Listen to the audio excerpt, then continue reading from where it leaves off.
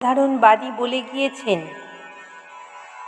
তিনি বলেছেন যে তিনি সবার মা, প্রত্যেকের সত্যিকারের জননী। মহাসমাধির আগের মুহূর্ত পর্যন্ত নিজের সন্তানদের দুঃখ লাঘবের চেষ্টা করে গিয়েছেন মা।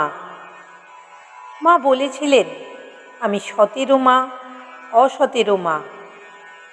তিনি জগৎ জননী। সমগ্র জীবন ধরে সন্তানদের দুঃখ কষ্ট দূর করার সাধনায় ব্রতী ছিলেন তিনি।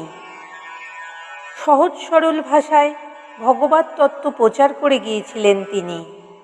জীবনের কোন পথে কিভাবে চলতে হবে তাও শিখিয়ে গিয়েছিলেন মা।